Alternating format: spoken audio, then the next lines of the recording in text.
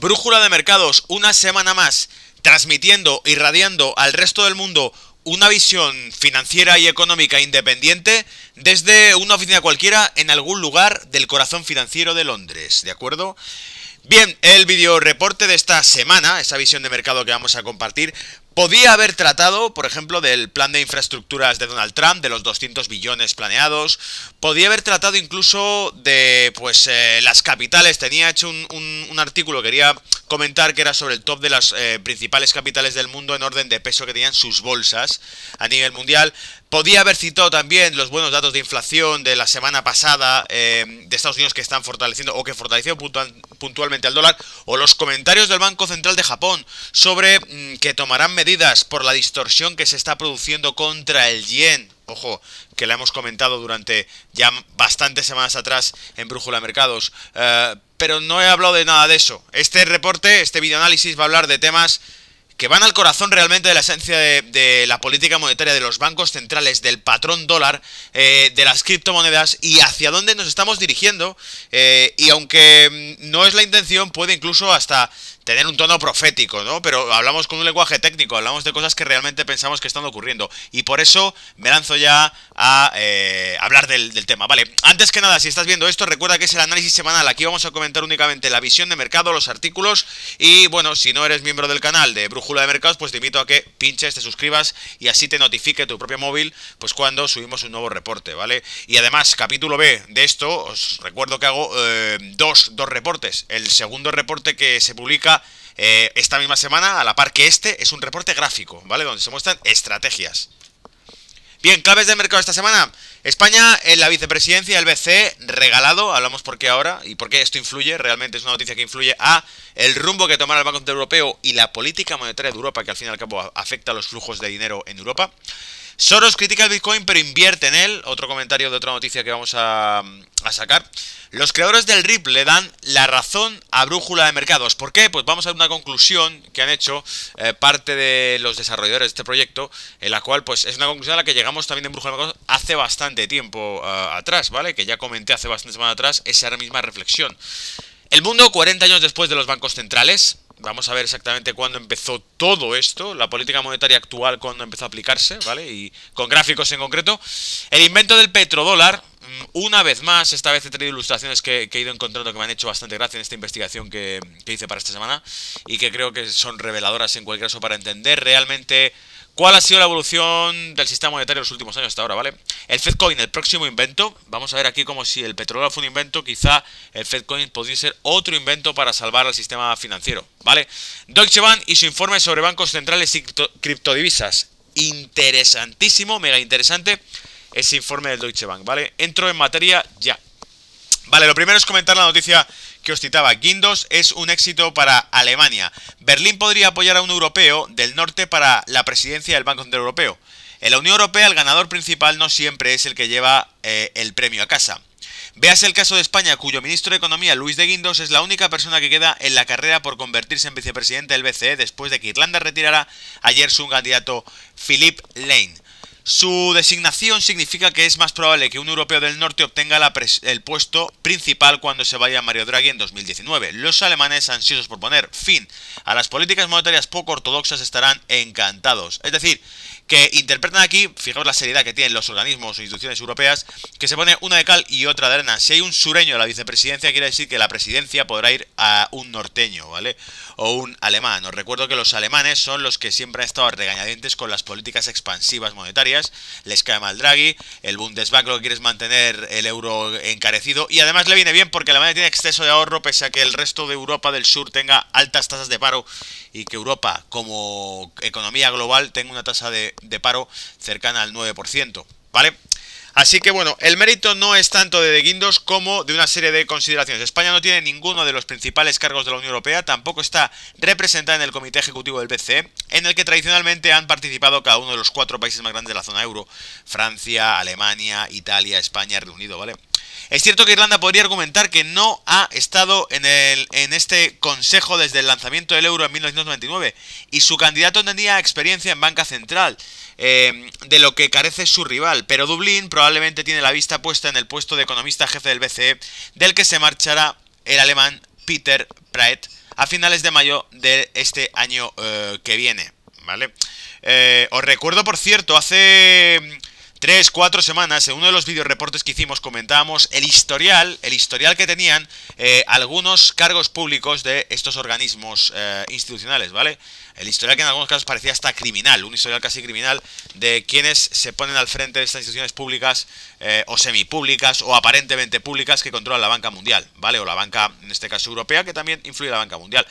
Otros probablemente están mirando 2 pasos adelante hacia la presidencia. Alemania nunca ha tenido el cargo, pero ya tiene un miembro del comité ejecutivo, Sabine Lautenschläger, joder con los acentos, cuyo mandato termina en 2022. Es una de las 2 únicas mujeres del Consejo de Gobierno que incluye el comité ejecutivo y que fija los tipos, por lo que obligará a renunciar. Será difícil de aceptar a menos que entre tanto surjan candidatas femeninas para otras vacantes. Por tanto, podría preferir respaldar a un candidato de otro país del norte de Europa, preferiblemente uno que prefiera liquidar las políticas de las épocas de crisis, como la compra de activos, es decir, terminar con el tapering europeo, como venimos a llamarlo, ¿vale? La economía de la zona euro debería, en teoría, ser capaz de soportar el cambio, crecerá del 2.3 en 2018 al 2% en 2019, y el mercado laboral continuará mejorando, según pronóstico de la Comisión Europea el día 7. Pero sustituir a Draghi por un banquero central más ortodoxo como De Guindos de adjunto, dejaría el escalón más alto del BCE sin pensadores creativos en caso de otra crisis. Es decir, que si se ponen al frente los alemanes, mal lo llevamos para el resto de Europa, ¿vale?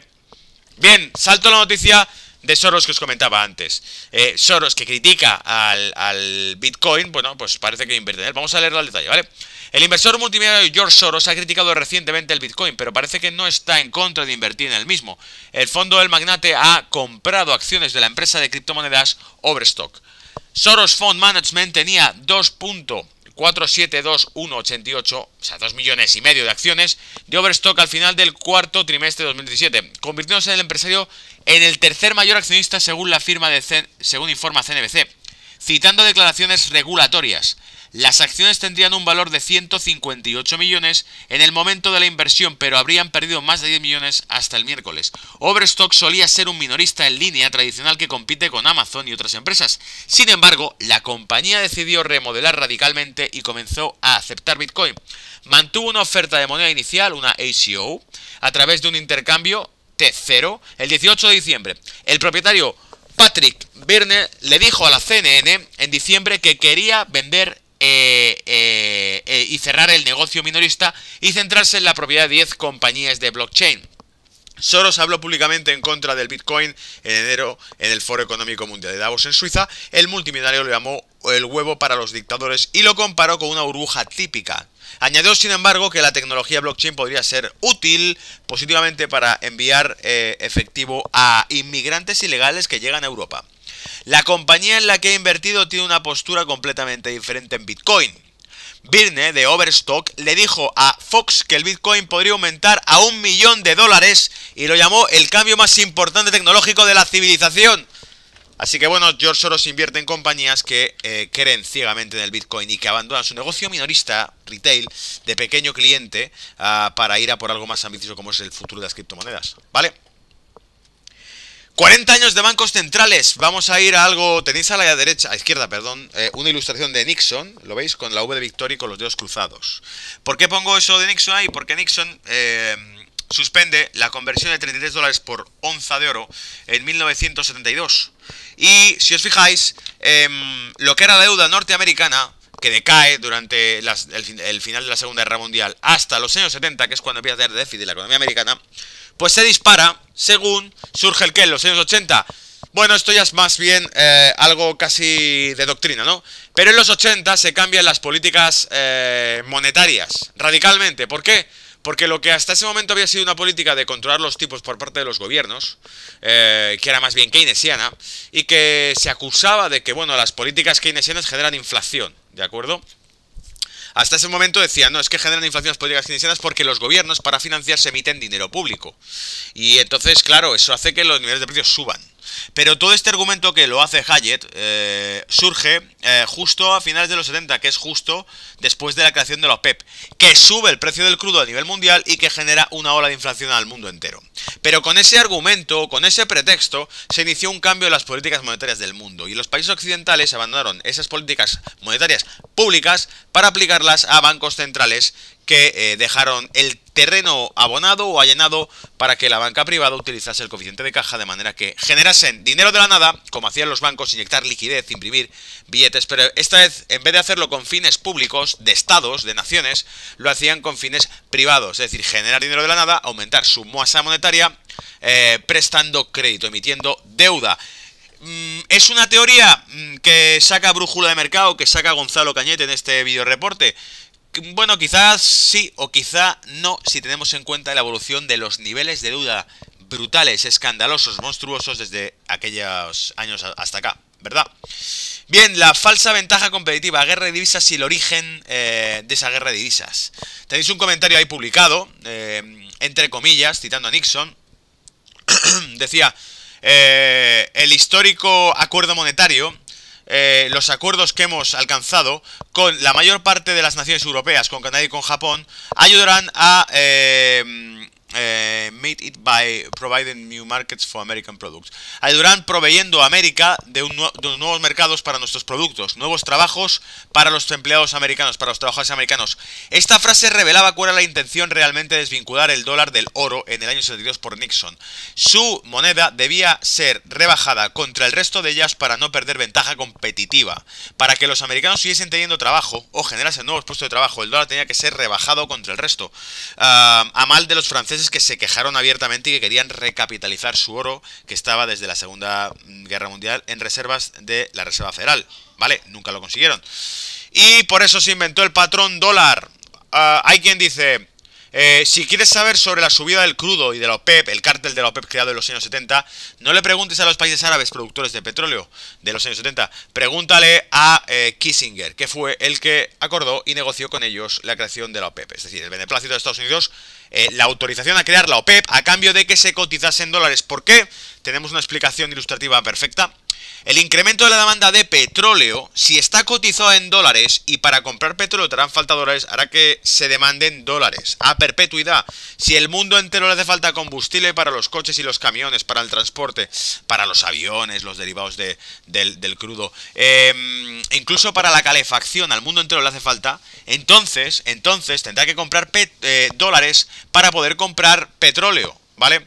Y así se incrementarían los estándares de vida norteamericanos, es decir, se legitimaría el valor del dólar, aunque siguiesen generando dólares y dólares y dólares para mantener su nivel de exportaciones al resto del mundo. Es decir, exportaban inflación dolarizada y con el petróleo hacía que nos la comiésemos todos, ¿vale? Salto a la noticia que hablaba sobre el Ripple. Director del Ripple, la mayoría de las criptomonedas perderán todo su valor. Leemos, la mayoría de las criptomonedas perderán todo su valor con el tiempo. Opina Brand Garlinghouse, que malo es esto de los nombres, director de la compañía Ripple desarrolladora de la criptomoneda homónima. Conforme al directivo, la mayoría de las monedas digitales no pueden ser utilizadas como monedas de transacción, sino que solo se venden como activos. El protocolo de pago y las compañías detrás de él se encuentran entre las entidades más criticadas en el sector de las criptomonedas, que se fundamenta en la idea de que estas divisas no deben ser reguladas. No está claro cuál es el caso de uso o la propuesta de valor. El valor a largo plazo será dictado por la unidad de ese activo, afirmó Garlinghouse durante una conferencia de tecnología de Goldman Sachs en San Francisco. Ripple, codificada como XRP, registró su valor máximo en 3,31 dólares en enero y luego cayó cerca de $1. La moneda, la tercera más capitalizada del mercado, fue ideada para medir transacciones bancarias internacionales y no como una alternativa a las monedas fiduciarias. El hecho de que sus fundadores retengan parte de las unidades de esta moneda significa que pueden regular su precio.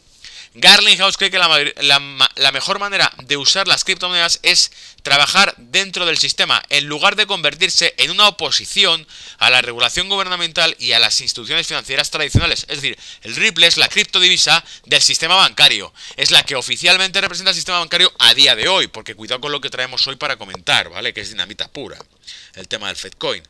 Pero finaliza el artículo diciendo: el directivo apoyó la idea de que la moneda número 1, el Bitcoin, señaló que es 1000 veces más lento y costoso que el Ripple. Sin embargo, seguirá siendo usado como depósito de valor igual que el oro, pero no como medio de pago. Y digo, es aquí cuando nos dan en parte la razón a Brújula de Mercados, porque, amigos, los que seguís este videocanal sabéis que he comentado en varios vídeos que he ido subiendo que lo que convertirá al Bitcoin en una divisa de referencia no es que sea más rápido, no, es más viejo, más lento que el Litecoin, por ejemplo, y prácticamente igual, pero más lento que el Litecoin. ¿Se está quedando obsoleto con otras criptodivisas? Sí, pero constituye el patrón en el que cotizan todas las demás, ¿vale? Si te has perdido eso, consulta el vídeo que subimos hablando de las claves para entender el Bitcoin, ¿vale? Bigger than Bitcoin, Media Promotion, Fedcoin, a Central Bank Home and Cryptocurrencies. Tenéis de dónde saco el artículo, al pie a la izquierda, es un artículo duro también. Y hablamos de las criptomonedas contra las reservas federales, bueno, contra la Reserva Federal, contra los bancos centrales, y aquí un proyecto interesante.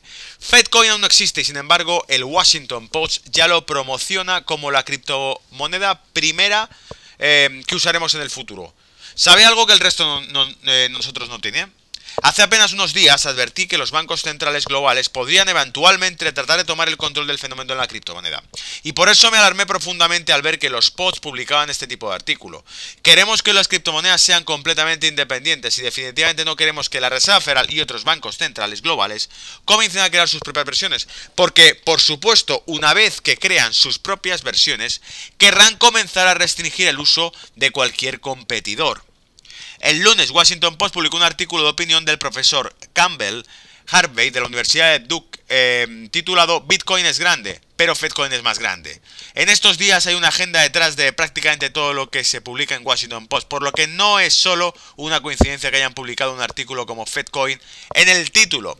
En este artículo, si lo leéis entero, si vais al enlace que os he dejado y lo leéis entero, lo que veréis es que profundiza con la idea de que quizá una crisis en criptomonedas daría pie al uso de una criptodivisa de un banco central. ¿Y qué razón tiene? Porque este artículo es por decirlo así, el plato entrante para el gran plato que traemos en este video reporte de hoy, que es un artículo publicado por Zero Hedge a través del Deutsche Bank, que nos habla de cómo tiene toda la lógica del mundo que los bancos centrales estén planificando lanzar una criptodivisa, y porque además podría ser hasta una solución viable que el público podría hasta preferir, ¿vale? Muy bien, Deutsche Bank, if trusted monetary and policy established were lost, people will turn to cryptocurrencies. Más o menos viene a decir así como, si la confianza en la política monetaria y en la estabilidad económica fuese perdida, la gente se volvería hacia las criptodivisas.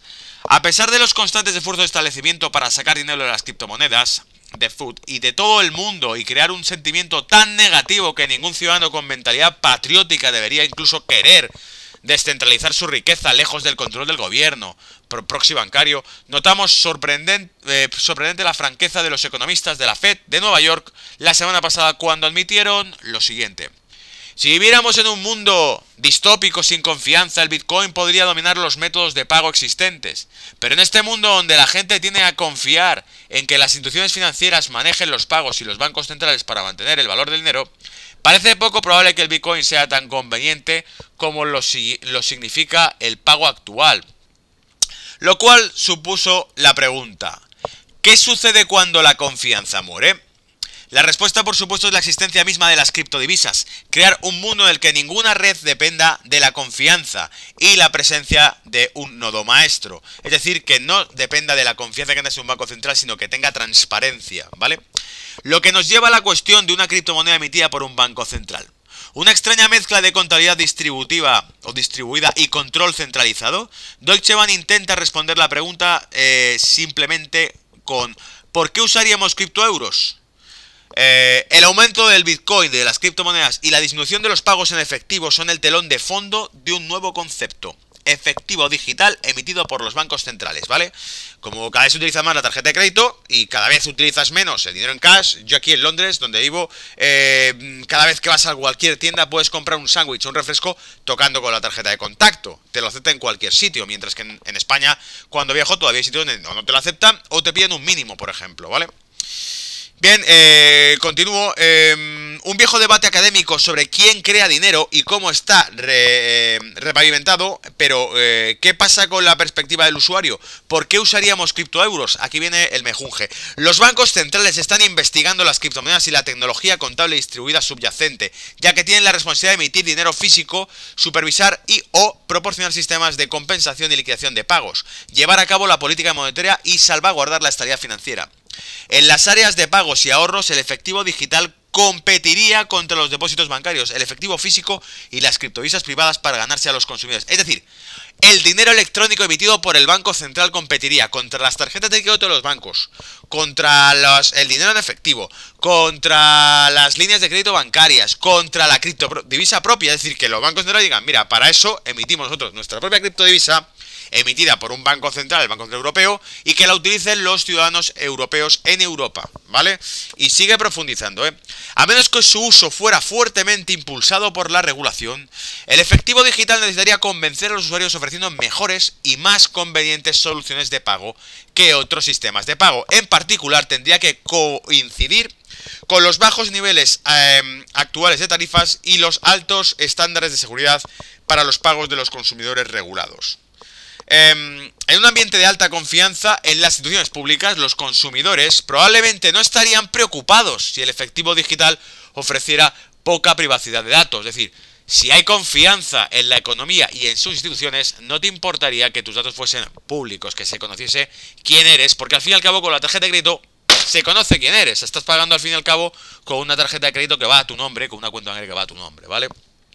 Sin embargo, en tiempos de incertidumbre financiera o política, las personas pueden pensar más allá de la conveniencia y el rendimiento. En caso de confusión financiera, los consumidores pueden usar el dinero del Banco Central, efectivo físico o digital, como un refugio seguro.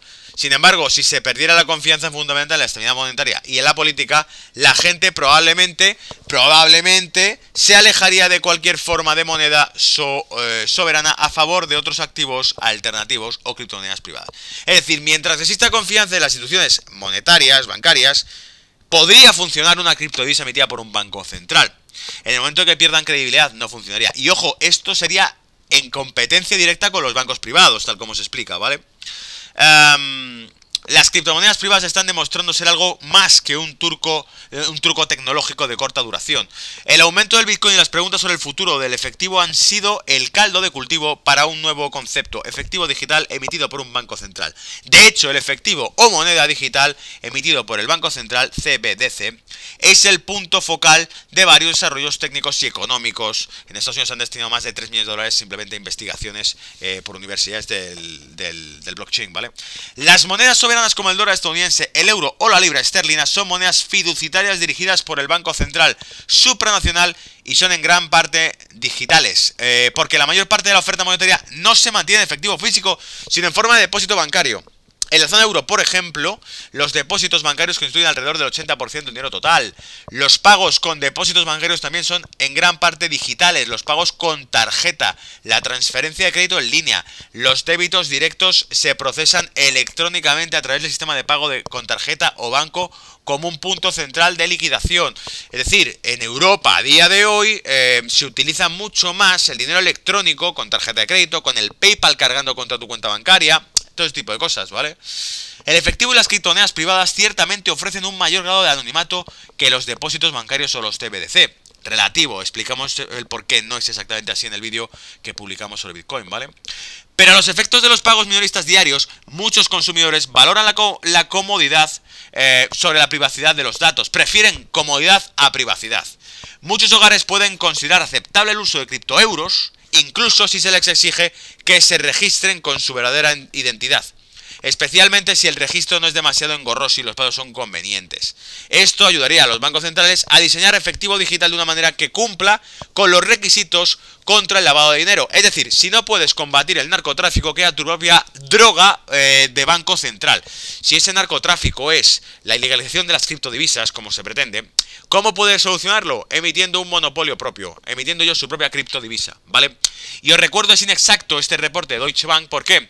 Porque sí es necesario necesario demostrar tu identidad para poder transaccionar con bitcoins a día de hoy, comercialmente hablando. Para poder comprarlos, para poder venderlos, para poder operar con CryptoVisa, te hace falta ir a un exchange, dar tu prueba de identificación, es decir, una copia de tu DNI, una copia de tu cédula de identidad y una prueba de tu domicilio, ¿vale? Ahí queda eso.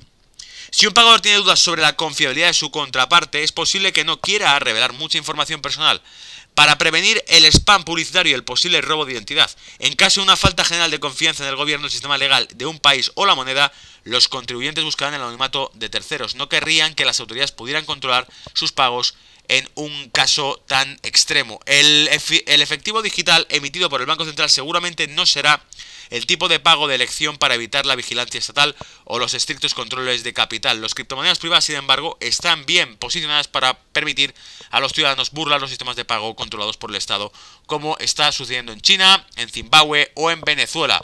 Es decir, el último punto, el control fiscal, el control de los impuestos, el control del dinero que quiere hacer el Estado sobre sus ciudadanos, pues mira, ahí ya sí que no, ahí ya sí que tendrá que el ciudadano utilizar criptodivisas privadas, descentralizadas, porque si utilizamos el criptoeuro, el Banco Central estará sincronizado con el poder fiscal, con el orden fiscal que hay en Europa, que ya existe el protocolo AEOI, ¿vale? Os recuerdo, el AEOI es un acuerdo firmado para evasión fiscal, para evitar la evasión fiscal, de modo que cerrando ya el reporte y la visión de mercado esta semana, señores, nos dirigimos hacia esto es irreversible, ¿vale? Las criptomonedas son irreversibles, lo estamos viendo.